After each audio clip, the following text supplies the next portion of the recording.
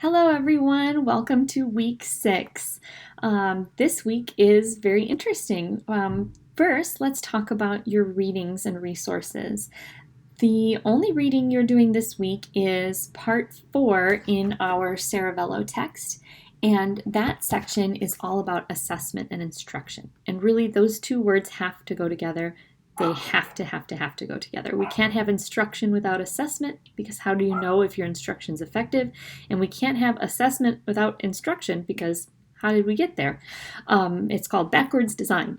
So in this section, I think you'll really like how Saravello talks about how you could create a whole book assessment.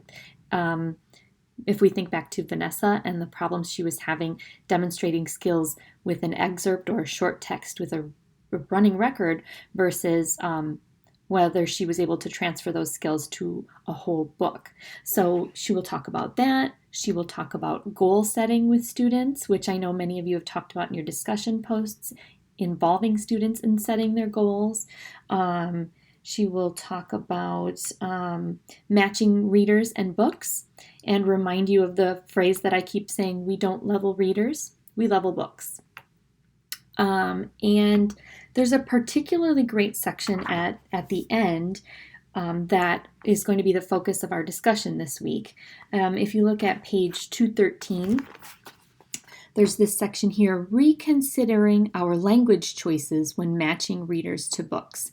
Because a lot of the phrases that we might hear or use in school can become problematic for students and their self-image in terms of getting them some just right books. So phrases that we want to avoid saying, like, that book's too hard for me, let's choose from another level.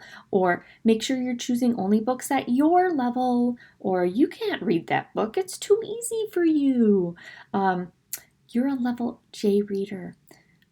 Yay, you moved up to a level L. First of all, there's many problems with all of those things, and there's some alternative things that we could say here. But also, I don't know that we have talked about bands of text complexity yet, and the idea that, like, there's a band called NOPQ, and in that band, books have a lot of similarities in terms of text structure, text organization, skills required from readers, complexity. So when we evaluate a student, when we assess them and we're like, they're about at a level O, that means that they could probably read anything in the NOPQ band. So we don't even level readers as one level. We should never do that, but also we should provide them maybe a band of text complexity, JKL, NOPQ, RST. So what varies within that level is maybe the length of the text and maybe the vocabulary or language within that text, but the major core concepts of what makes up that text structure and organization and key features of the elements, character setting, plot, text features, things like that, will all remain pretty consistent within that band. So back to our text and the problematic language that we use when talking about readers and books. That's the focus of our discussion 5 this week. So I've asked you to look again at pages 213 through 218, where Saravello discusses language choices we might use when matching books to readers. What resonated with you? How might you change how you talk with kids about levels, with kids and parents?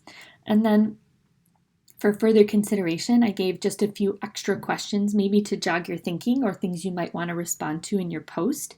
A child chooses a book that is much, much harder than what you've seen them able to read in terms of comprehension. Let's practice. What would you say to them? Maybe come up with some language that you could use, because practice makes progress. You hear a colleague refer to a child as, oh yeah, that's one of my level P readers. How could you help, or how would you respond to that colleague? A student tells you, these books are not my level. What could you say? And a parent asks you, hey, what level is my daughter? I want to get some books for her from the bookstore for her birthday. What could you say to them? And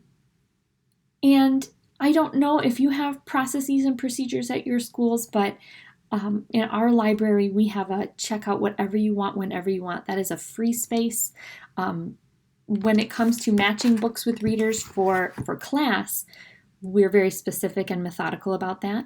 In fact, students might have two kinds of books in their book bin, or they might be reading two books at a time, one to challenge them where they are for comprehension, and one to challenge them where they are at for decoding, because sometimes those are two very disparate things for a child.